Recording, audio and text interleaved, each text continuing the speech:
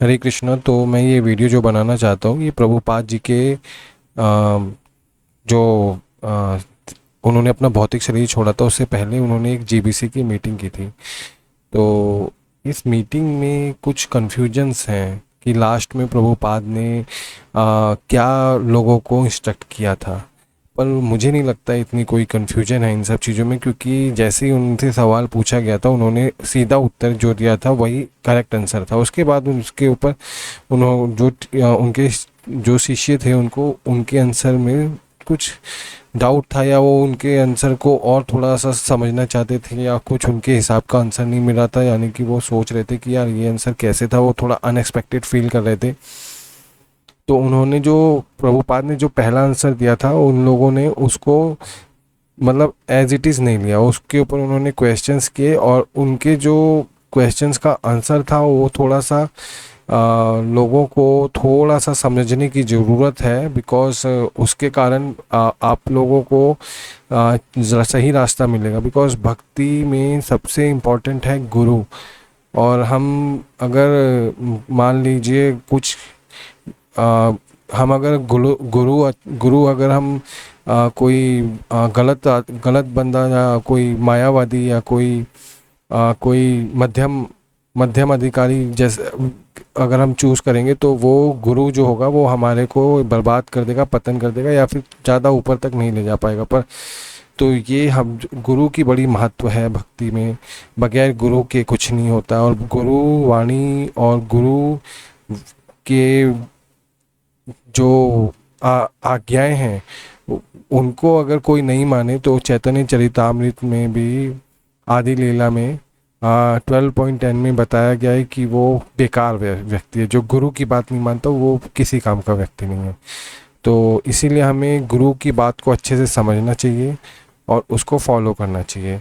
तो मैं जैसे कि ये मीटिंग देख रहा था, यहाँ पे प्रभुपाद जी से पूछा जा रहा था कि भैया मायापुर में कुछ अकाउंट है, ये सब बीबीटी के बारे में पूछा जा रहा था। ऐसे बात करते करते फिर तमाल कृष्ण महाराज जी ने जी ये कुछ कुछ क्वेश्चन पूछे। तो जैसे मैं उनको कुछ रीड करना चाहूँ तो सत्स्वरूपा दास जी ने पूछा, Shrila Prabhupada, we were all asked by the rest of the GBC to come to ask some of the question. Okay, so of these questions are most of these are the member of original GBC जो कि आपने बनाई थी। So our first question जो है, हमारा पहला question है कि we want to know how long should they remain in the office. मतलब जीबीसी के जो भी मेंबर हैं, जनरल बॉडी कमेटी के जो भी मेंबर हैं, वो कितने समय तक ऑफिस में रहेंगे। तो प्रभुपाद जी कहते हैं they should remain for good.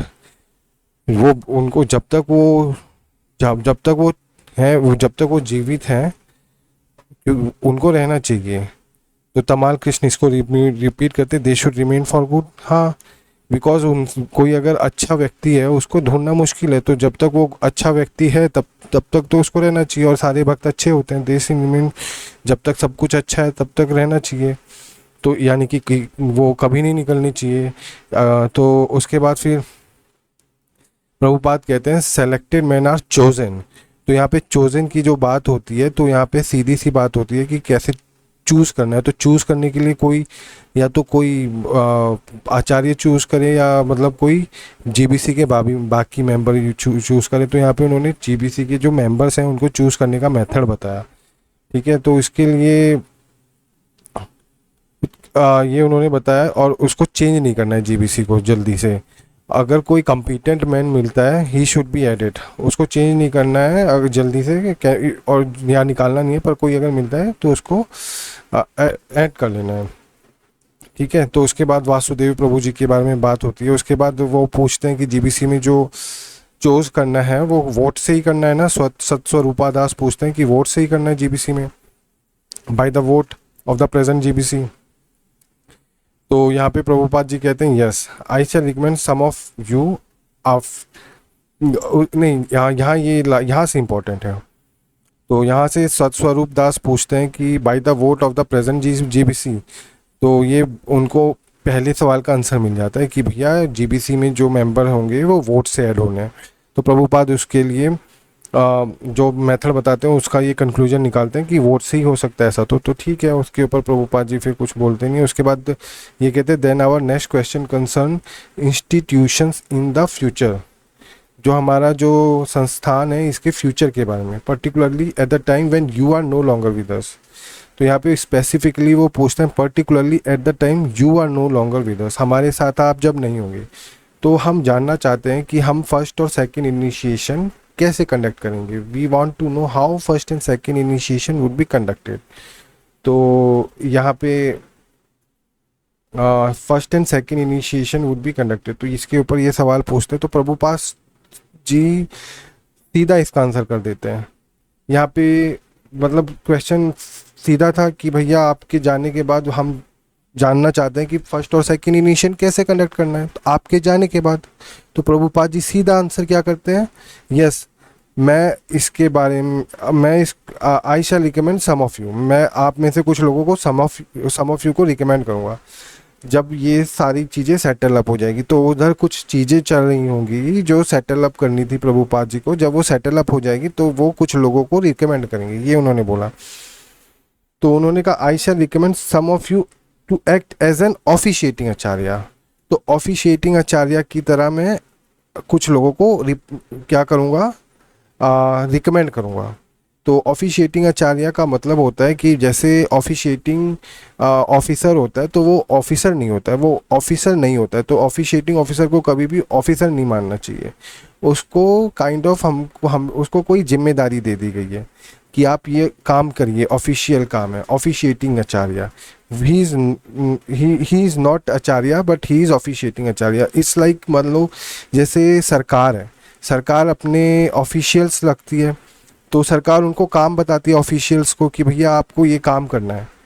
जैसे मान लो सरकार ने बोला किसी ऑफिसर को कि सरकार की सरकार के लिए एक जगह ज़मीन देखो, लाइक कोई स्कूल बनाना है, तो वो ऑफिशियल जाएगा, वो ज़मीन देखेगा, ज़मीन खरीद लेगा सरकार के लिए।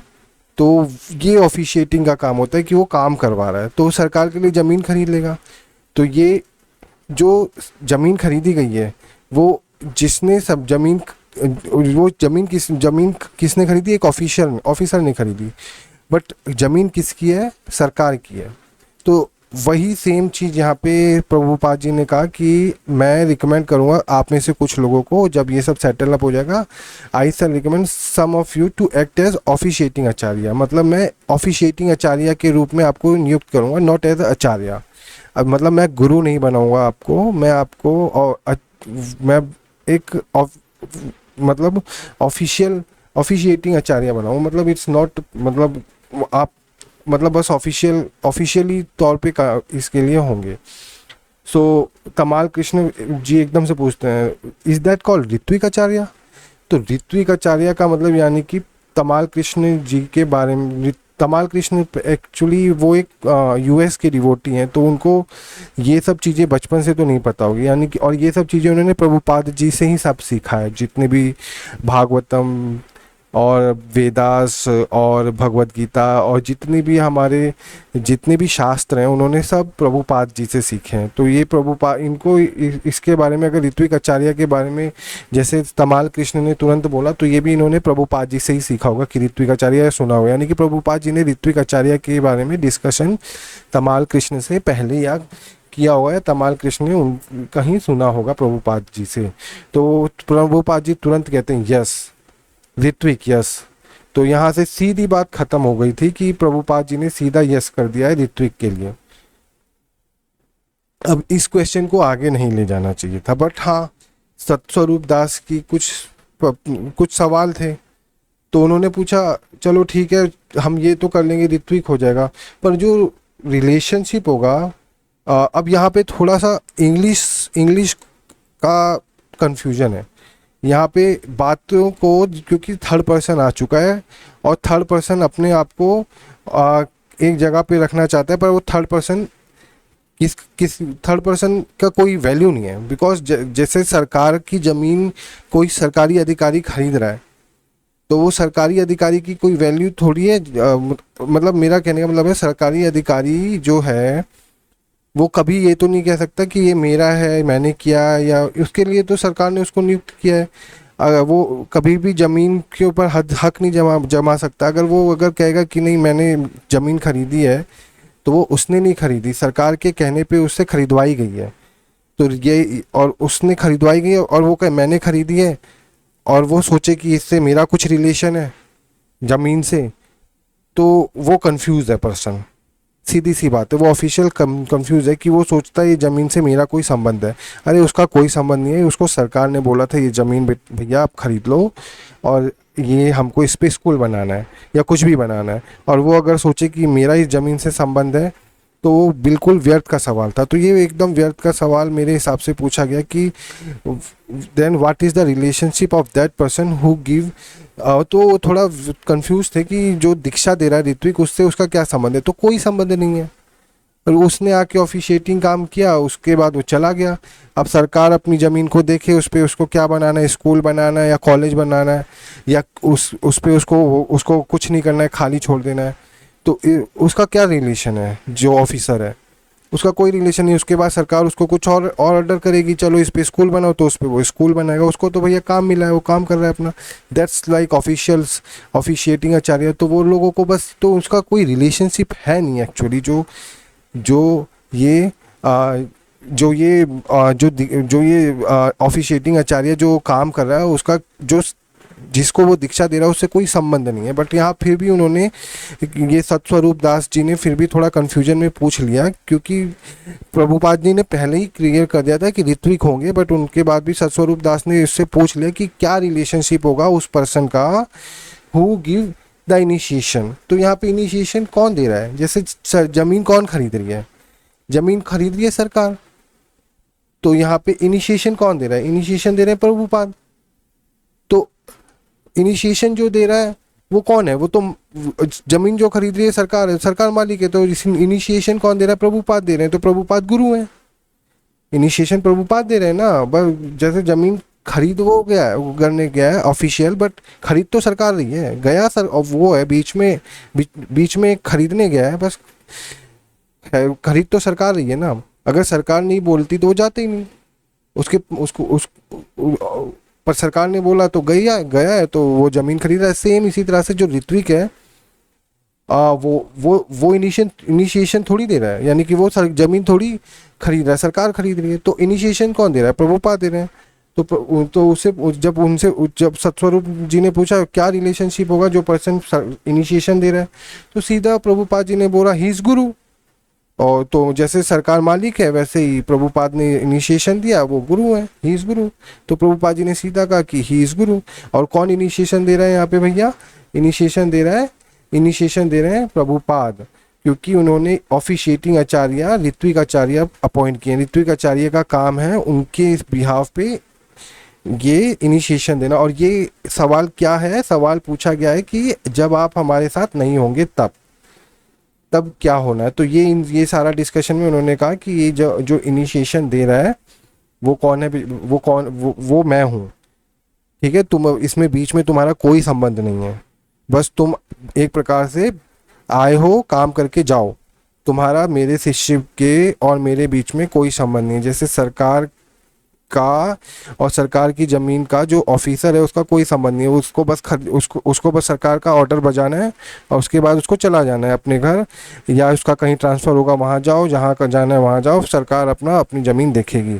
तो वही प्रभुपाद जी ने कहा मैं तो गुरु हूँ, ही इज़ गुरु। तो पर अभी भी ये लोग इस जो बात को समझ नहीं पाए, या पता नहीं क्या चीज़ था। बट उन्होंने फिर एक और सवाल पूछा, but he does it on your behalf. तो अब ये कह रहे हैं कि he does it on your behalf. तो प्रभुपाद से पूछ रहे but he does it on your behalf. तो भैया मेरे बिहाफ पे काम किया है, तो ये तो फॉर्मेलिटी है साहब। प्रभुपाद ने कहा यस दिस इज फॉर्मेलिटी, जैसे मैंने भी बताया कि भाई फॉर्मेलिटी है, तूने खरीदा तो चला जा, तू मालिक थोड़ी बन जाएगा, तेरा कोई संबंध थोड़ी हो जाएगा उस जमीन से। बस तेरे एक साइन है कि भाई हाँ ये गवर्नमेंट के ऑफिसर ने गवर्नमेंट की तरफ से साइन कर दिया और ये ज़मीन गवर्नमेंट के लिए ले ली, तो वो गवर्नमेंट की है ना, साइन बस उसके हैं, उसके अलावा उसका कोई संबंध नहीं है। गवर्नमेंट का ही उससे सारा संबंध है, चाहे चाहे जो करना है उसको गवर्नमेंट करेगी, वो कुछ नहीं कर सकता। अगर कल को वो उस जमीन पे एक छोटी सी भी झोपड़पट्टी भी डालेगा सरकारी कर्मचारी, उसके खिलाफ केस चल जाएगा कि तुमने किसी और की सरकार की ज़मीन पे तुमने कुछ किया है, तुमने कब्जा किया है। तो वो कुछ नहीं कर सकता, उसकी फॉर्मेलिटी थी, वो करके साइन करके सरकार को देके चला गया, तो वही ऋत्विक का काम था। तो यस, दैट इज फॉर्मेलिटी, उसको फॉर्मेलिटी करनी पड़ेगी, because in my presence one should not become गुरु। तो फिर प्रभुपाद साफ कहते हैं कि मेरे प्रेजेंस में कोई गुरु नहीं बन सकता। So on my behalf, on my order, अमार आज्ञा गुरु हना। तो कहते हैं ऑन माई, तो on my behalf, on my order,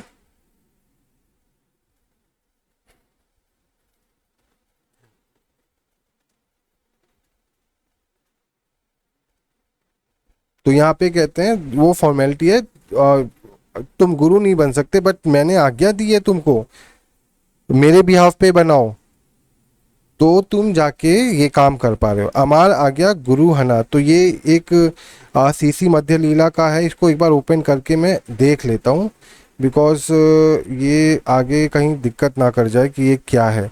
तो यहाँ पे इंस्ट्रक्ट एवरीवन टू अमा, यहाँ पे यारे देखे तारे कहे कृष्ण उपदेश, अमार आज्ञा गुरु हना तारे यही देश। तो instruct everyone to follow the order of Lord Krishna as they are given in the Bhagavad Gita and Shrimad Bhagavatam. Okay, so instruct करने के लिए बोला गया है। In this way become a spiritual master and try to liberate everyone in this land. तो गुरु हना, गुरु हना मतलब बिकम अ स्पिरिचुअल मास्टर।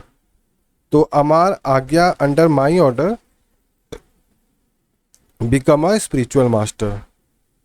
तो यहाँ पे चैतन्य चरितामृत में ये अमार आज्ञा गुरु हना का हमने मतलब देखा, under my order become a spiritual master. तो यहाँ पे हम देखते हैं कि प्रभुपाद जो कह रहे हैं ऋत्विक है, और ये फॉर्मेलिटी है। फॉर्मेलिटी का मतलब अब अभी हम लोगों ने समझ गए। तो उसके बाद वन शुड नॉट बिकम गुरु, यहाँ पे कहा वन शुड नॉट बिकम गुरु, नहीं बन सकता मेरी प्रेजेंस में। So on my behalf, on my order, अमार आ गया गुरु हना, मेरे बिहाफ पे और मेरे ऑर्डर पे तुम ये जो काम कर रहे हो, ये काम कर रहे हो मेरी आज्ञा से। अमार बिकमिंग अ स्पिरिचुअल मास्टर, मेरी आज्ञा से स्पिरिचुअल मास्टर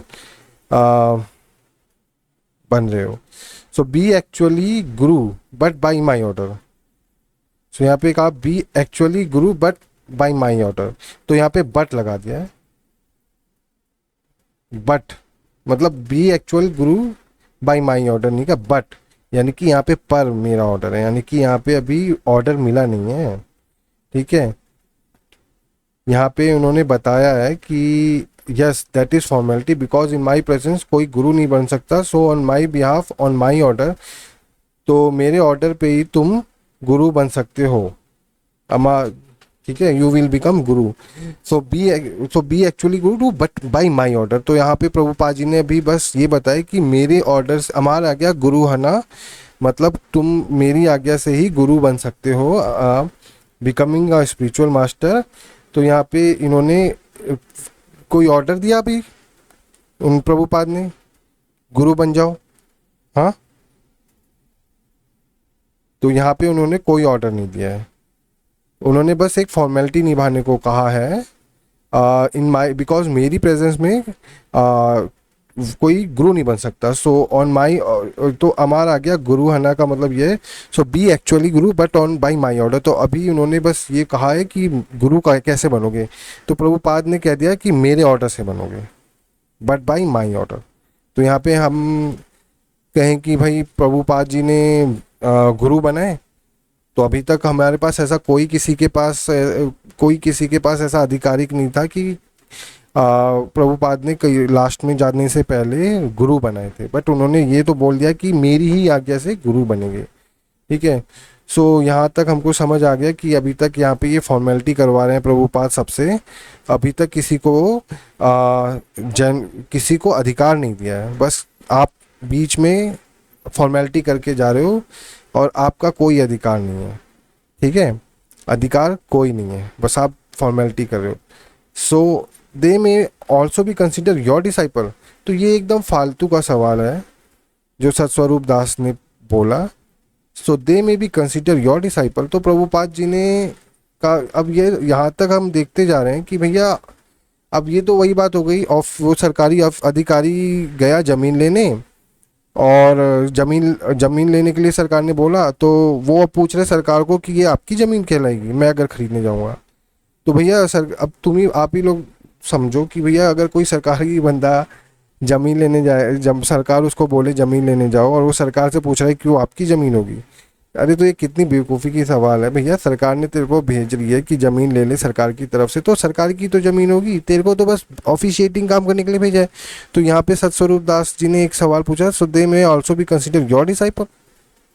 तो प्रभुपाद ने कहा yes they are disciples, why consider, हाँ सारे वो वो सारे डिसाइपल्स हैं, क्यों कंसिडर करना। किसके बारे में तुम कह रहे हो। अरे भैया किसके बारे में कह रहे हो भाई, कोई और है क्या। अरे भैया मैंने तुमको जो बोला है ऑफिशिएटिंग आचार्य का काम करना है। ऑफिशिएटिंग आचार्य में तुम जिसको भी बनाओगे वो जो होगा वो मेरा ही शिष्य होगा, तुम्हारा उससे कोई लेना देना नहीं है, वो मेरा है। ठीक है, इस यहाँ पे उसका मेरे से संबंध है। जो इनिशिएशन दे रहा है, इनिशिएशन तुम नहीं दे रहे, इनिशिएशन मैं दे रहा हूँ। तुम बस वो उसको उसकी जो लिखा पढ़ी का काम है वो कर रहे हो। ठीक है, लिखा पढ़ी का काम, उसकी लिस्ट बना रहे हो, ये कर रहे हो, उसको जो भी बना रहे हो, पर वो उसका एक्चुअल इनिशिएशन कौन दे रहा हूँ, दे रहे हैं मैं दे रहा हूँ, प्रभुपाद जी दे रहे हैं। तो ये उन्होंने बोला। तो यहाँ पे उन्होंने कहा वो तो मेरे शिष्य हैं। तो उसके बाद तमाल कृष्ण प्रभु जी हैं, उन्होंने सोचा कि नहीं यहाँ पे थोड़ा कन्फ्यूजन है शायद। तो वो उस सतस्वरूप दास जी की बातों को सतस्वरूप दास जी देख रहे हैं हम समझ नहीं पा रहे थे, तो तमाल कृष्ण जी ने उसी चीज़ को दोबारा से पूछा। ठीक है, तो तमाल कृष्ण जी ने पूछा no, he is asking that these ritvik acharya, वो पूछ रहे ऋत्विक आचार्य के बारे में। तो they are officiating giving diksha. ठीक है, they are officiating just signing on the paper that I am buying this land for the government. ठीक है, there the people who they give diksha to, whose disciple they are. तो ये पूछ रहे हैं। तो यहाँ पे थोड़ा सा बीच में इंग्लिश का थोड़ा मुझे लगता है, there the people who they give diksha to. ठीक है, तो अब मुझे लगता है प्रभुपाद जी ने इनको ये बोला कि जैसे कि यहाँ पे तो बोला दे आर ऑफिशिएटिंग गिविंग दीक्षा, और उसके बाद देयर देयर का मतलब होता है हिंदी में उनका, द पीपल उनके द पीपल हैं हु दे गिव दीक्षा, उनके जो लोग हैं जिनको वो दीक्षा देंगे वो किसके डिसाइबल हैं। तो देयर का हिंदी मतलब होता है लोगों, प्रभु जी माता जी उनके।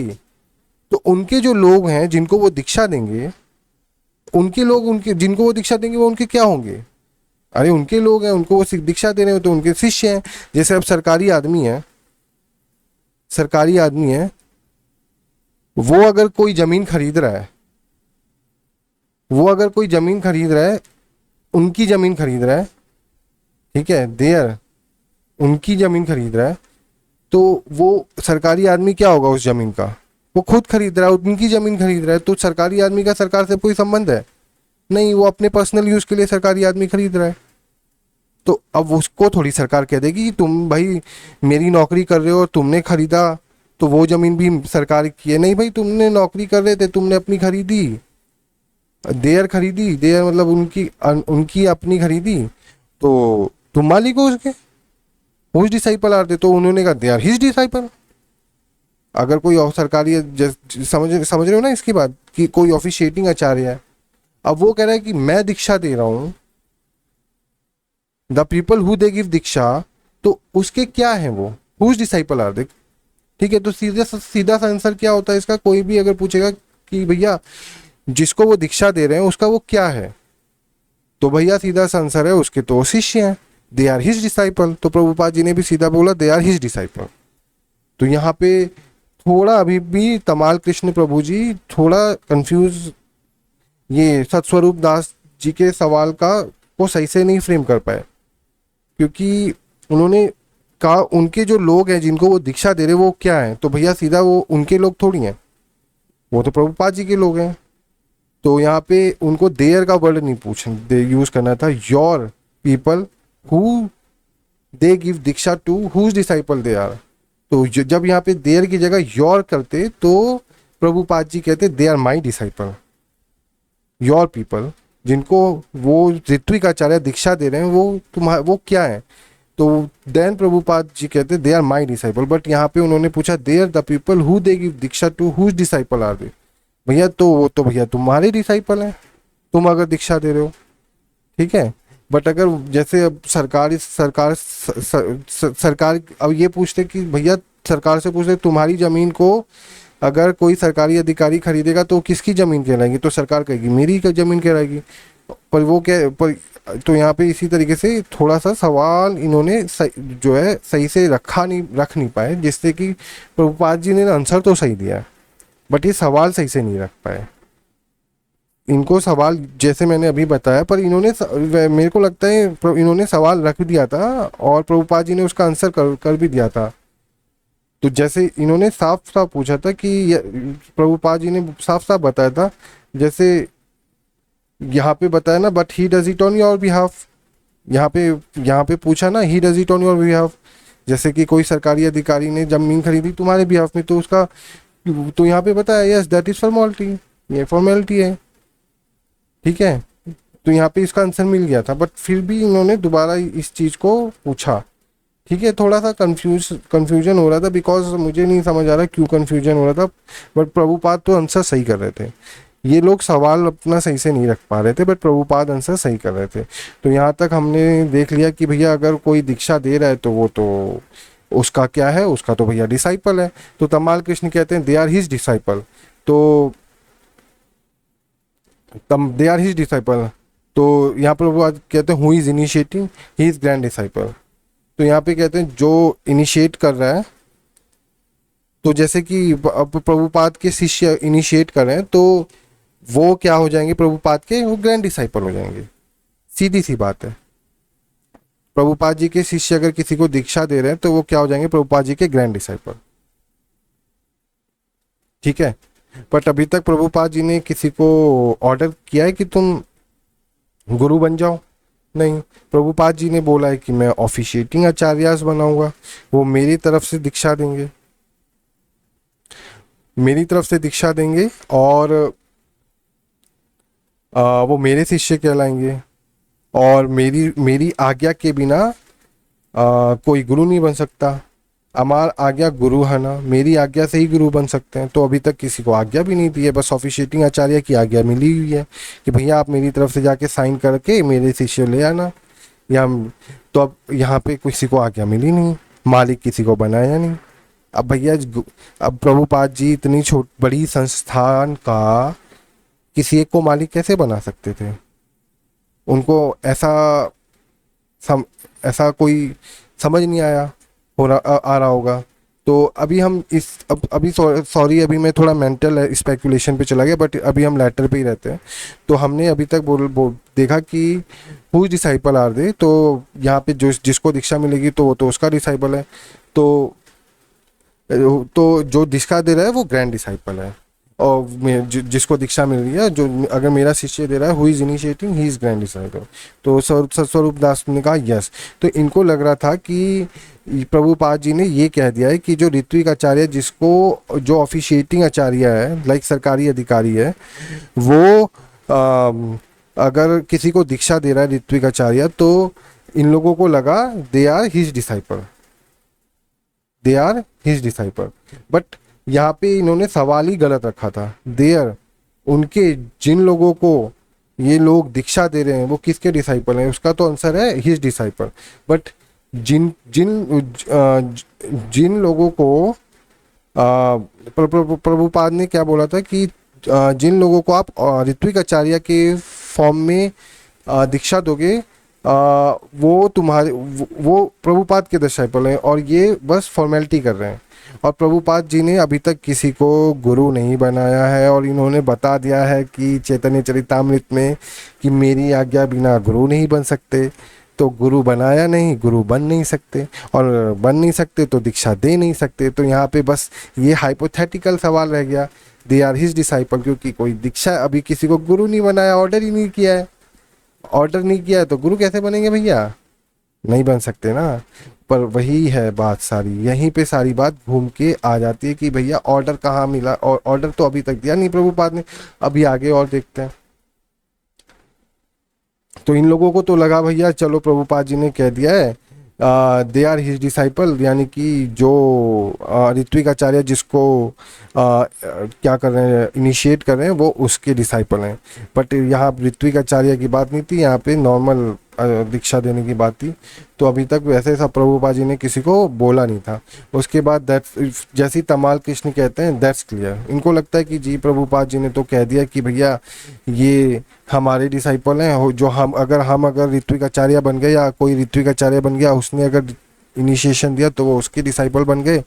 और यहाँ पे उनको लगा बात ख़त्म हो गई और वो प्रभुपाद के ग्रैंड डिसाइपल हैं, बात ख़त्म हो गई। बट यहाँ पे बात ख़त्म नहीं थी, प्रभुपाद जी ने अपनी बात तो रख दी थी, बट ये लोग उनकी बात को पकड़ नहीं पाए थे मुझे लग रहा है। पर तो इसी चीज़ के कारण प्रभुपाद जी को समझ आया कि भैया ये मेरी बात को लगता है समझे नहीं है। जैसे ही तो फिर सतस्वरूप दास ने कहा then we have a question concern. तो यहाँ पे जैसे ही इन्होंने बोला, प्रभुपाद जी ने उनको रोक दिया। प्रभुपाद जी समझ गए थे कि ये लोग गलत मतलब समझ गए कि दैट्स क्लियर। जब उन्होंने बोला उसके बाद भी प्रभुपाद जी ने इनको क्या किया, समझाया। प्रभुपाद जी ने क्या समझाया? प्रभुपाद जी ने समझाया कि when I order you become गुरु। ठीक है, प्रभुपाद जी ने कह दिया है कि मैं आज्ञा दूंगा तब तुम गुरु बनोगे। तो क्या कहा, when I order you become गुरु। सो तब जाके वो रेगुलर गुरु बनेगा। ठीक है, बस दैट्स ऑल। ही बिकम ठीक है, जब कह रहे हैं कि मैं किसी को जब कहूंगा when you become Guru, he become regular Guru, that's all. ठीक है, दैट्स ऑल मतलब अगर मैं ऑर्डर करूंगा यू बिकम गुरु, वो गुरु बनेगा। और फिर ही becomes disciple of my disciples. ठीक है, और उसके बाद जो उसके जो डिसाइपल होंगे, उसके जो डिसाइपल होंगे वो मेरे he become disciple of my disciple. तो यहाँ पे थोड़ी इंग्लिश क्या है, चलो इसको थोड़ा हिंदी में कन्वर्ट करके देखते हैं, ट्रांसलेट टू हिंदी। वह मेरे शिष्य का शिष्य बन जाता है, बस वह मेरे शिष्य का शिष्य बन जाता है। जब मैं आदेश देता हूँ आप गुरु बन जाते हैं, तो वह नियमित गुरु बन जाते हैं। बस इतना ही, वह मेरे शिष्य का शिष्य बन जाता है, बस। ठीक है, तो प्रभुपाद जी ने इनकी, तो जैसे ये लोग कह रहे थे ना कि शिष्य का शिष्य, ग्रैंड डिसाइपल, शिष्य का शिष्य मतलब शिष्य का शिष्य बन जाता है, ग्रैंड डिसाइपल बन जाता है। तो प्रभुपाद ने कहा जब मैं आदेश देता हूँ आप गुरु बन जाते हैं, वह नियमित गुरु बन जाते हैं, और वह मेरे और उसके बाद जब आप जो ये बात कर रहे थे ना कि ग्रैंड डिसाइपल की बात, जो इसको वापस से बैक टू इंग्लिश में आ जाते हैं। तो जो यहाँ पे कर रहे थे ना कि ग्रैंड डिसाइपल, शिष्य का शिष्य, तो यहाँ पे वही बता रहा है ही बिकम, तब वो मेरे शिष्य का शिष्य बनेगा। समझे बात को? That's it. प्रभुपाद जी की जो बातें हैं वो यहाँ पे काफ़ी सीधी बातें हैं, और कई बार लोगों को सीधी बातें नहीं समझ आती, क्योंकि उनके दिमाग में शायद कुछ चीज़ें पहले से चल रही होती हैं, तो वो सीधी बात को ना समझ के गोल गोल घुमाते हैं। तो यहाँ पे मुझे लगता है यही चीज़ हुआ है। देखो यहाँ पे जैसे ही तमाल कृष्ण ने कहा दैट्स क्लियर, प्रभुपाद जी समझ गए कि इनको कुछ भी क्लियर नहीं हुआ है। उन्होंने फिर बोला कि when I order you become गुरु, जब मैं ऑर्डर करूँगा तब तुम गुरु बनोगे, ठीक है। और यहीं पे सारी बात खत्म हो रही है। और अगर ऐसा हो गया ही बिकम्स गुरु, तो उसके जो डिसाइपल के डिसाइपल होंगे तब जाके वो मेरे ग्रैंड डिसाइपल होंगे, उसके जो डिसाइपल होंगे तब जाके वो मेरे ग्रैंड डिसाइपल होंगे, ठीक है। तो उसके बाद फिर नेक्स्ट क्वेश्चन स्टार्ट हो जाता है बीबीटी के ऊपर। तो यहाँ तक जो है ये बीपीटी की, उसके बाद फिर बाकी जो काम की चीज़ें थी वो स्टार्ट हो जाती है। बट यहाँ पर प्रभुपाद जी ने क्लियर कर दिया था दैट्स इट, मतलब तब जाके प्रभुपाद जी ने बात को ख़त्म किया था। क्योंकि प्रभुपाद जी अभी मुझे लग रहा था अभी सोच भी रहे थे कि मैं किसी को क्या पता गुरु बना दूं, या मैं किसी को क्योंकि उनको अभी तक मुझे नहीं लगता कोई ऐसा भिन्न बना था या ऐसा कोई परिपक्व शिष्य उनका बना था जो उनके पोजीशन को ले सकता था प्रभु। और उस वक्त के मैंने शिष्यों की भी बात सुनी, तमाल कृष्ण प्रभु जी का प्रभुपाद जी से मैंने एक पढ़ रहा था, उसमें उन्होंने तमाल कृष्ण भी बोलते हैं कि हम भी बहुत अभी भी फंसे हुए हैं, हम तो अभी बहुत दूर हैं स्पिरिचुअल मास्टर बनने के लिए। तो प्रभुपाद जी हम कहते हैं तो यानी कि और उस वक्त कुछ शिकायतें भी मिल रही थी, कुछ शिकायतें भक्तों की प्रभुपाद जी को इन्फॉर्मेशन मिल जाती थी, तो उसको भी वो अपने जो खास भक्तों से डिस्कस करते थे। क्योंकि प्रभुपाद जी तो भागवत हैं, उनको सारी जानकारी मिल जाती थी, या कृष्ण आके उनको स्वयं बताते थे, कौन जानता है।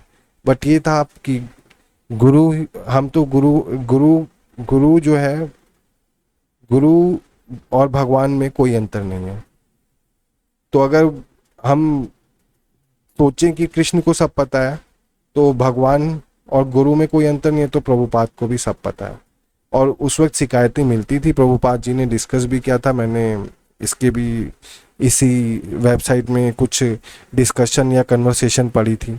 तो प्रभुपाद जी को सब कुछ जानकारी थी, तो उन्होंने ऋत्विक सिस्टम के लिए बोला था। But still may be he was hoping that वो किसी को ऑर्डर कर दें कुछ समय तक, बिकॉज उनको मालूम नहीं है ना कि भाई कोई अभी ऐसा है कि नहीं है कि जिसको वो ऑर्डर कर सकते हैं कि तुम गुरु हो अब से, ठीक है।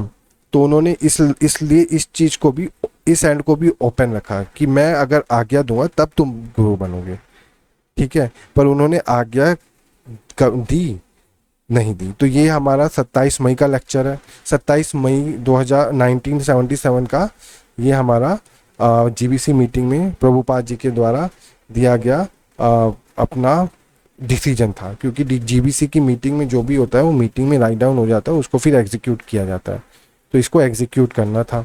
बट यहाँ पे उन्होंने बोला था I will give the order. तो उन्होंने फिर उसके बाद उसके बाद फिर सारी जीबीसी को लेटर लिखा था। ये लेटर है 1977 के कॉरेस्पॉन्डेंस हुई थी हमारी जुलाई में।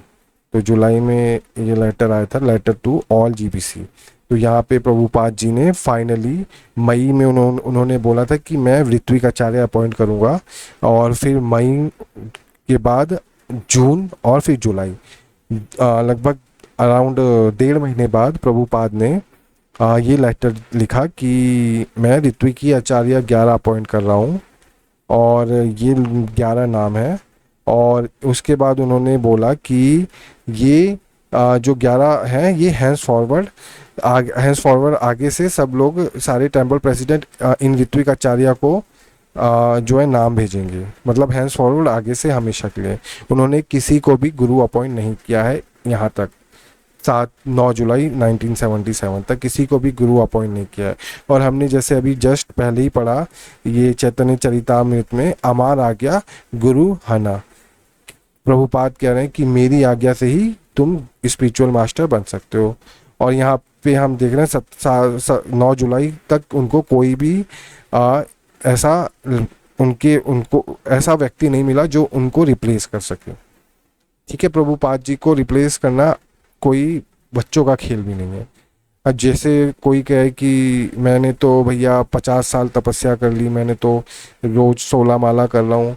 भैया 50 साल 16 माला और मंदिर में रहता हूँ, अच्छे से वैष्णव वेशभूषा में रहता हूँ और सब कुछ अच्छे से कर रहा हूँ, बट ठीक है आप सब अच्छे से करो, 16 माला सब एकदम फर्स्ट क्लास, आप कृष्ण तत्व को भी समझने लग गए हो, बट प्रभुपाद बनने के लिए आपको, आप सोचो कि 50 साल में भी बन सकते हैं क्या? This is a big question. कई जन्मों के बाद, कहते हैं ना, कर कोटि कोटि जन्मों के बाद कोई इस लेवल पर पहुंचता है जिस लेवल पे प्रभुपाद जी थे। कृष्ण भगवान ने भी भगवत गीता में बोला है कि जो भक्त होता है वो करोड़ों करोड़ों में कोई एक होता है। तो ये प्रभुपाद करोड़ों करोड़ों में से कोई एक थे। ऐसा नहीं बस 50 साल माला करके कोई प्रभुपाद बन जाएगा। तो प्रभुपाद जी को उनके लेवल का कोई नहीं मिल रहा था जिसको वो आचार्य बना सके, तो उन्होंने ऋत्विक अपॉइंट किए थे ऑफिशिएटिंग आचार्य कि मेरे नाम पे तुम काम करो, मैं तुमको कुछ भी नहीं दे रहा, सब मैं अपने पास ही रख रहा हूँ। क्योंकि कोई उसके लायक, लायक मेरा वर्ड करेक्ट नहीं है भैया, लायक एक चीज नहीं होता, लायक ये नहीं होता कि भैया बस लायक कोई दे देना होता है, उस रिस्पॉन्सिबिलिटी निभाने की भी कुछ चीज़ें होती हैं, इक्विवेलेंट भी होना चाहिए, तभी वो चीज़ें क्या है वो संभाल पाएगा। प्रभुपाद को लगना चाहिए कि हाँ ये मेरे इक्विवेलेंट बन पाएगा, तब वो उसको देते। और प्रभुपाद को नहीं लग रहा कोई इक्विवेलेंट बन पाएगा। आप लोगों को लगता है कि आप प्रभुपाद के इक्विवेलेंट बन सकते हो तो आप बन जाओ गुरु, पर प्रभुपाद जी को तो नहीं लगा कि कोई मेरे इक्विवेलेंट बन पाएगा। तो लड़ने की क्या चीज़ है इसमें? हम भी समझते हैं कि भाई कोई आसान चीज़ नहीं है भक्ति की, भाई बस मंदिर में रहने से, कोई तिलक लगाने से, माला पकड़ के माला कर लेने से भक्त बन जाता है। भक्ति आसान ऐसी चीज़ नहीं है। तो इस चीज़ के लिए मैं यही कहूँगा कि यहाँ तक इस वाले लेटर को भी आप पढ़ सकते हैं, इसमें भी प्रभुपाद ने किसी को गुरु अपॉइंट नहीं किया है। और उसके बाद प्रभुपाद की जो विल है, आप अगर उसके बाद विल देखोगे, विल इस वाले में मैंने नहीं देखी, प्रभुपाद की विल है, मैं इसको प्रभुपाद विल, तो इसको will pay, Srila Prabhupada will pay जाएंगे तो यहाँ पे बहुत सारी वेबसाइट पे हैं, तो चलो कोई एक भी खोल लो। प्रभुपाद की ओरिजिनल डॉक्यूमेंट है ये, तो इसको बड़ा करते हैं। अच्छा इसमें अच्छी क्वालिटी में नहीं आ रहा है, चलो इसको खोल लेते हैं। डिक्लेरेशन इन्होंने, प्रभुपाद ने देखो 27 मई को जीबीसी से मीटिंग करी थी। उसके बाद यहाँ पे इसका इन्होंने ये फोटो है, इसको बड़ा करके भी देख सकते हैं। तो हम, आप लोग देख लेना, बाकी मैं यहाँ पे इनको दिखा देता हूँ। 27 मई को प्रभुपाद ने जो है जीबीसी से मीटिंग की थी। उसके बाद 5 जून को प्रभुपाद ने विल लिखी। तो विल जो होती है, हम सब जानते हैं कि विल कोई जीते जी लिखता है, क्यों? क्योंकि उसके मरने के बाद वो चाहता है कि मेरे मतलब मेरी जो भी बिलोंगिंग्स हैं उनके साथ क्या होना चाहिए। तो इस्कॉन जो है वो प्रभुपाद की बिलोंगिंग है, प्रभुपाद ने उसको बनाया है, तो वो प्रभुपाद का इस्कॉन है। तो उन्होंने विल में प्रभुपाद ने इस्कॉन के बारे में बताया था कि भाई क्या होना चाहिए इस्कॉन में। तो इस्कॉन में प्रभुपाद ने इस विल में भी किसी को आचार्य या किसी को गुरु नहीं अपॉइंट किया। अमार आज्ञा गुरु हवे, और प्रभुपाद जी ने बोल दिया कि मेरी आज्ञा के बिना कोई गुरु नहीं बन सकता। तो कोई अगर प्रभुपाद की आज्ञा के बिना कोई गुरु बन रहा है तो वो प्रभुपाद जी की जो वचन है, जो वाणी है, उसका उसका उसके साथ नहीं चल रहा है। और प्रभुपाद जी ने कहा था कि जो गुरु का एसोसिएशन है वो 2 तरीके से मिलता है, एक वपु, एक वाणी। तो अगर आप वाणी के साथ, तो पर वाणी हमेशा जो है साथ रहती है, जो गुरु की वाणी है वो हमेशा शिष्य के साथ रहती है, डिसाइपल के साथ रहती है। बट अगर हम देखें यहाँ पे क्या हो रहा है, यहाँ पे प्रभुपाद की जो वाणी थी कि जो सिस्टम उन्होंने दिया था, और जो उन्होंने सिस्टम दिया था ऋत्विक का, और जो उन्होंने सोचा था कि इस तरीके से जीबीसी ये होना चाहिए, ये इस तरीके से लोगों ने नहीं फॉलो किया। उन्होंने अपनी फ्री विल लगा ली, फ्री विल लगा के वो लोग प्रभुपाद जी की जो विल थी उसके अगेंस्ट चले गए। ठीक है, जीबीसी आप लोगों को पता नहीं क्या प्रभुपाद ने अल्टीमेट मैनेजिंग अथॉरिटी तो बनाया था, तो पर फिर भी जो भी आपको बनाया था उसके ऊपर आपको प्रभुपाद के जो डिसीजन है उसको रखना था, क्योंकि आपको वाणी का साथ नहीं छोड़ना था, प्रभुपाद की वाणी का। और प्रभुपाद की वाणी क्या थी कि ऋत्विकाचार्य बनेंगे, उनको उस वक्त तक कोई भी उस लायक नहीं मिला हो, तो उन्होंने ये अपनी लास्ट विल में भी देखो पूरा लिखा हुआ है कि उन्होंने तो जीबीसी बनाई और उसको कह दिया कि ultimate managing authority of Indian national society for Krishna conscious. तो उसके बाद उन्होंने इन सारी प्रॉपर्टीज़ को कुछ कुछ जो उनके शिष्य थे उनको संभालने के लिए दे दिया, जीबीसी मैनेज करने के लिए। एक होता है मैनेज करना, एक होता है मालिक। तो जो हम देखते हैं कंपनियों में मैनेजर होते हैं, मैनेजर वो कंपनियों के मालिक होते हैं। दुकान का जो मैनेजर होता है वो दुकान का मालिक होता है? नहीं, वो उसको वो वहाँ पे सेवा कर दे रहा है और उसके सेवा के बदले उसको कुछ उसके रिन्यूमरेशन मिल जाता है, सैलरी मिलती है। तो यहाँ पे भी इसी तरीके से यहाँ पे मैनेजिंग अथॉरिटी बनाया था, यानी कि मालिक नहीं बनाया था। मालिक तो किसी को बनाया नहीं है, बस मैनेजिंग अथॉरिटी है। यानी कि मालिक कौन है अभी तक? प्रभुपाद हैं। हाँ, वो बात अलग है कि आप अपने गुरु के मरने के बाद, गुरु के जाने के बाद जो है उनकी प्रॉपर्टी ले सकते हो। ठीक है, गुरु नहीं है तो अब तुम ले सकते हो, बट गुरु ने आज्ञा तो नहीं दी, आज्ञा तो नहीं दी। हाँ, आप लेने को तो ले सकते हो। तो दोनों में मैं गलत नहीं कहता कि आपने ले लिया है, उनके वाणी के ऊपर चले गए, कर सकते हो। ठीक है, आपको उन्होंने अल्टीमेट मैनेजिंग अथॉरिटी बनाया था, आप उनकी वाणी के ऊपर चले गए, जा सकते हो, ठीक है, क्योंकि उन्होंने बना दिया अल्टीमेट मैनेजिंग अथॉरिटी। बट आपको जाना चाहिए? क्वेश्चन इज दैट, आपको जाना चाहिए क्या? उन्होंने आपको मैनेजिंग अथॉरिटी बनाया तो आपके पास मैनेज करने की पावर थी, आप उनके शिष्य थे, आपने उन आपको उन्होंने इस्कॉन भी नहीं दिया था, इस्कॉन के मैनेजिंग अथॉरिटी बनाया था, यानी कि आपको मैनेजर बनाया था। लाइक एक सेल्स मैनेजर होता है, एक एग्जीक्यूटिव मैनेजर होता है, बहुत सारे मैनेजर होते हैं, सब नौकरी कर रहे होते हैं, कोई मालिक नहीं होता। और अगर कोई मैनेजर आके कहे मैं मालिक हूँ, तो उसका जो ओरिजिनल मालिक होगा वो खुश होगा कि दुखी होगा? ओरिजिनल सी बात, सिंपल सी बात है, दुखी होगा कि भाई तुम मालिक कैसे बन गए, तुमको तो मैंने मैनेजर बना के गया था, तुम तो पूरा कब्जा करके बैठ गए। जैसे प्रभुपाद जी ने 27 मई के जो मीटिंग है उसमें भी बोला कि वो मेरे शिष्य हैं, जो जिसको और मैंने किसी को गुरु जब तक बनाऊंगा नहीं तब तक तुम गुरु बन नहीं सकते। तो दोनों कंडीशन में प्रभुपाद की वाणी का खंडन कर रहे हैं, क्योंकि वो गुरु बन गए। प्रभुपाद जी ने किसी को गुरु नहीं बनाया और वो गुरु बन गए, और ऊपर से ऑफिशिएटिंग आचार्य का परमिशन दिया, तो वो ऑफिशिएटिंग आचार्य भी नहीं बना रहे। कि जैसे मान लो प्रभुपाद ने कहा था चलो ठीक है मेरे भी शिष्य बनते रहे, तुमको बनाना है तुम भी बना लो। एक्चुअली बना तो नहीं सकते थे, बना क्यों नहीं सकते थे? क्योंकि प्रभुपाद ने ऑर्डर नहीं दिया था। बट फिर भी तुम बना रहे हो, तो बना रहे हो, गलत काम करो, पर प्रभुपाद का एक और तो ऑर्डर है, उसको भी मान लो। ठीक है, तुमको ऑर्डर नहीं मिला आचार्य बनने का, चलो तुम बन गए, ठीक है, मान लिया। उसके बाद प्रभुपाद ने जो ऑर्डर असली में दिया था उसको भी नहीं कर रहे। प्रभुपाद ने कहा था कि भैया ऋत्विक आचार्य बन के मेरे जो भी शिष्य बनाना है, तुमको ऑफिशिएटिंग तरीके से मेरे लिए काम करना है, तुम वो भी नहीं कर रहे। तो यानी कि तुम प्रभुपाद की बात का, आज्ञा का, किसी का भी पालन नहीं कर रहे। तो अगर आप अपने गुरु की आज्ञा का पालन नहीं करोगे और आ, ये उनकी वाणी के साथ नहीं रहोगे, तो गुरु का एसोसिएशन तो नहीं मिलेगा।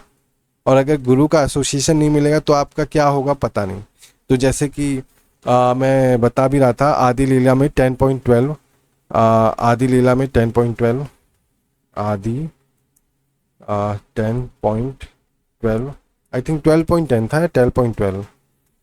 हाँ, तो एक बार मैं देख लेता हूँ 10.12 था क्या था। ये थोड़ा वीडियो लंबा हो जाएगा। नहीं, 10.12 नहीं था, 12.10 था। आ,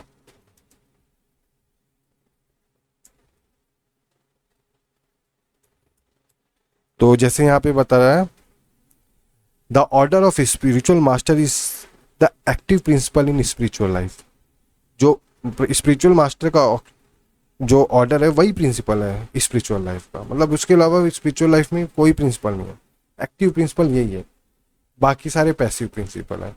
जो शास्त्रार्थ हैं, जो ज्ञान है, शास्त्रार्थ भी मैं ये नहीं जान मैं ये मानता हूँ कि जितने हमारे पास शास्त्रार्थ हैं वो उतने ही शास्त्र नहीं है, और ऐसा भी नहीं है जितने शास्त्रार्थ हैं उनकी सारी जानकारी हमारे पास है। बहुत सारे गुप्त शास्त्र हैं जिनको ज़्यादा लोगों के पास नहीं पहुंचाया जाता है। लाइक अगर हम देखें कि मैं गया था पुरी में जो पूजा होती है, पूजा के लिए एक शास्त्र है, और वो वहाँ के जो मेन पंडा है उसके अलावा कोई नहीं पढ़ सकता, वो सारे गुप्त शास्त्र हैं। तो वो सारे गुप्त, ऐसे कई सारे गुप्त शास्त्र हैं। तो हम कहें कि शास्त्र जो है वो एक्टिव प्रिंसिपल है, नहीं, वो पैसिव प्रिंसिपल है, बिकॉज कई सारे शास्त्र हमको मालूम ही नहीं है। तो जो गुरु ही बताता है, जो गुरु ऑर्डर करता है, वही एक्टिव प्रिंसिपल है ऑफ इन स्पिरिचुअल लाइफ। सो अगर कोई उनको डिसोबे कर देता है, तो यहाँ पे चैतन्य चरितामृत में लिखा, anyone who disobey the order of the spiritual master immediately become useless. Useless useless कबाड़। उसको यूजलेस चीज को हम क्या करते हैं, घर में रखते हैं। यूजलेस चीज है वो, तो उसको फेंक देते हैं, कोई कहीं नहीं रखता उसको, यूजलेस है। तो अगर हम स्पिरिचुअल मास्टर की ऑर्डर को नहीं ऑबे करेंगे या डिसऑबे करेंगे, तो हम क्या हो जाएंगे, कबाड़। ठीक है, कबाड़। ठीक है, यानी कि क्या हो जाएंगे, यूजलेस। मेरे तो यहाँ पे हमने ये देखा, विल के ऊपर मैं थोड़ा सा वापस आता हूँ 2 मिनट, और वीडियो मैं थोड़ा लंबा कर रहा हूँ, पता नहीं क्यों मेरे से मैं इसको शॉर्ट में नहीं कर पा रहा हूँ, पर इसमें इतनी सारी चीज़ें हैं, अगर आप इसको पूरा देखोगे तो समझ आएगा। तो यहाँ पे जैसे आप यहाँ पे देखोगे, यहाँ पे एक विल में एक और पॉइंट है कि प्रभुपाद ने बोला है कि यहाँ पे प्रभुपाद ने बोला है कि जो डायरेक्टर होंगे जीबीसी के, वो लाइफ टाइम के लिए अपॉइंट होंगे, और अगर किसी की डेथ हो जाती है या कोई एनी रीज़न के कारण वो काम करने के लायक नहीं होते, तो एक सक्सेसर डायरेक्टर में भी अपॉइंट कर सकते हैं। ठीक है, बाय कौन करेगा, बाय द रिमेनिंग डायरेक्टर। ठीक है, रिमेनिंग डायरेक्टर अपॉइंट करेंगे, तो वही पुराना मेथड यूज हो जाएगा। कैसे करेंगे, वो रिमेनिंग डायरेक्टर किसी को वोटिंग से चूज कर लेंगे या यूनैनिमसली चूज कर लेंगे। ठीक है, provided the new director is my initiated disciple. तो यहाँ पे क्या बोला है, provided the new director is my initiated director. ठीक है, और अभी हम आजकल क्या देख रहे हैं भैया, आजकल तो ठीक है, अभी हम देख रहे हैं कि भैया प्रभुपाद के ही सारे क्या हैं, डिसाइपल हैं, जो भी डायरेक्टर हैं। पर प्रभुपाद जी ने ये संस्था चलो ठीक है, अभी सारे प्रभुपाद जी के डायरेक्टर हैं, बट एक समय के बाद जो भी ये एग्जीक्यूटिव डायरेक्टर हैं, ये आगे इनको किसी को अपॉइंट करना है तो वो किसको अपॉइंट कर सकते हैं, वो प्रभुपाद के ही डायरेक्ट इनिशिएटेड डिसाइपल को ही अपॉइंट कर सकते हैं। तो मान लो आज से 20-25 साल बाद, मैं चलो ज़्यादा से ज़्यादा चलो 30 साल बाद, मुझे जहाँ तक लगता है जितने भी प्रभुपाद जी के डिसाइपल हैं वो चल बसेंगे, मतलब ये फिजिकल फॉर्म ऑफ बॉडी छोड़ देंगे। अगर वो फिजिकल फॉर्म ऑफ बॉडी जितने भी हैं वो सब चले जाएंगे, तो फिर क्या कोई और डायरेक्टर नहीं बनेगा क्या? तो प्रभुपाद ने मतलब ये संस्था लाइक 40-50-60 साल के लिए बनाई थी कि 60 साल 70 साल बाद ये सब मतलब सब खत्म, कोई डायरेक्टर ही नहीं है। और प्रभुपाद ने यहाँ पे एक चीज और भी बोला था कि यहाँ पे हम देखेंगे कि इन्होंने बोला था, the system of management will continue as it is now and there is no need of any change. तो प्रभुपाद ने कहा था कि भैया कुछ भी चेंज नहीं करना है, तो जो सिस्टम चल रहा है वही चलने देना है, क्योंकि प्रभुपाद जी एकदम सब कुछ सेट करके चले गए थे। और अब अगर ये सब चीज़ें चेंज करेंगे, जैसे उन्होंने बोला माई इनिशिएटेड डिसाइपल है, इसको चेंज करना पड़ेगा, तो ये भी क्या हो जाएगा, इनकी जो वाणी है, वाणी का डिसऑबे हो जाएगा, और डिसऑबे करने वाला क्या बन जाएगा, कचरा। तो यानी कि अगर देखा जाए प्रभुपाद जी की कई सारी जो बातें हैं वही वाणी है, या जो भी आज्ञाएं हैं, अगर हम सोचे कि भैया हम अपनी शिष्य बनाए, हम अपनी इनिशिएटिव डिसाइपल बनाए, तो वो सब चीज़ें आगे दिक्कतें करेंगी, क्योंकि उनको फिर जो है कोई इनिशिएटेड माई इनिशिएटेड डिसाइपल नहीं मिलेगा, प्रभुपाद का इनिशिएटेड डिसाइपल नहीं मिलेगा। और अगर इनिशिएटेड डिसाइपल नहीं मिलेगा, डायरेक्टर्स नहीं बनेंगे, डायरेक्टर्स नहीं बनेंगे तो फिर संस्था चलेगी नहीं, कुछ मॉडिफिकेशन करना पड़ेगा, मॉडिफिकेशन करोगे तो फिर फंस जाओगे। ठीक है, क्योंकि उन्होंने कहा कि कोई चीज़ नहीं होना चाहिए, और अगर कोई चीज़ नहीं होना चाहिए तो प्रभुपाद जी, हम जानते हैं कि प्रभुपाद जी ऐसी चीज़ तो नहीं बना के गए थे जो 70-80 साल में। और प्रभुपाद जी खुद कहते थे कि 10,000 साल तक मैं ये हरि नाम संकीर्तन चलेगा, और इस्कॉन अगर उसमें साथ देना चाहता है तो उसके पास ये सारी चीज़ें चलनी चाहिए ना। तो इसी चक्कर में उन्होंने ये लिखा है कि ऋत्विक सिस्टम चलना चाहिए, मतलब ऑफिशिएटिंग आचार्य चलते रहेंगे, नाम मेरा ही चलता रहेगा, और मेरे ही शिष्य आते रहेंगे, वो डायरेक्टर बनते रहेंगे, जीबीसी में जुड़ते रहेंगे, और इस्कॉन में प्रचार प्रसार और कृष्ण भक्ति चलती रहेगी। तो यहाँ पर उन्होंने फिर अपना जो है विल में बोल दिया। तो यानी कि विल में अगर कोई बोलता है तो वो ऐसा नहीं है कि भैया मतलब कुछ मतलब विल में बोलना है, मतलब फाइनल ऑर्डर होता है। ठीक है, फाइनल ऑर्डर होता है कि मैंने जो विल है वही फाइनल है, मेरी लाइफ का सब कुछ जो है इस विल में मैंने लिख दिया है। अब मेरा इससे ज़्यादा कोई ऑर्डर या कोई भी मेरा कुछ है नहीं, बिकॉज विल में कोई कुछ मांगता नहीं है, कुछ सब देता है, या ऑर्डर दे रहा है या आज्ञा दे रहा है। तो अब वही है, सामने वाला ले रहा है कि नहीं ले रहा। तो यहाँ पे हमने देखा कि यहाँ पे तो 30 साल बाद कोई उनका इनिशिएटेड डिसाइपल रहेगा नहीं। अगर इनिशिएटेड डिसाइपल नहीं रहेगा तो फिर भैया ये आज्ञा जो प्रभुपाद ने दी है उसको भी हम फॉलो नहीं कर पाएंगे, और ये उसको फॉलो नहीं कर पाएंगे तो हमको मॉडिफिकेशन करना पड़ेगा, तो वो एक अपराध हो जाएगा प्रभुपाद जी के जो ऑर्डर है, क्योंकि विल में तो ऑर्डर ही आता है, तो वो चेंज करना पड़ेगा। चलो ठीक है, प्रभुपाद ने हमको चेंज करने के लिए अल्टीमेट मैनेजिंग अथॉरिटी है, तो वो चेंज भी कर सकते हैं, बट ये उनके पास पावर तो है, बट फिर भी अपराध तो लगेगा ही ना, अपराध तो लगेगा ही ना। तो इसीलिए अगर आपको अपराध से बचना है तो ये वाली बात जो है अभी तक जो है, यही बात जो है उन्होंने लेटर में लिखी थी, इसी चीज़ को चलने देना चाहिए। और ये जो ऑफिशिएटिंग आचार्य वाली बात है, यही मुझे लगता है कि सही है। बाकी जो भक्त हैं वो अपनी अपने विचार और अपने अपने पॉइंट ऑफ व्यू रखते हैं, उसका मेरे को नहीं समझ आता क्या वो बोलते हैं। बाकी मैं आज कुछ वीडियो देख रहा था, वहाँ पे उसको इस्लाम से कंपेयर कर रहे हैं, हरे कृष्णा मूवमेंट को। इस्लाम तो भैया अभी हाल में आया है, हमारा तो हरे कृष्णा मूवमेंट तो कब से चल रहा है और बढ़िया से चल रहा है। हरे कृष्णा मूवमेंट नॉट प्रभुपाद से भी पहले से, मतलब कृष्ण भगवान के जन्म की स्टार्टिंग से चल रहा है। तो इस्लाम से तो मत ही कंपेयर करिए जो इस्कॉन वाले हैं। बाकी मैं मैं अब इस वीडियो को स्टॉप करता हूँ। All glories to Srila Prabhupada की जय। निताई गौर प्रेमानंद हरि बोल।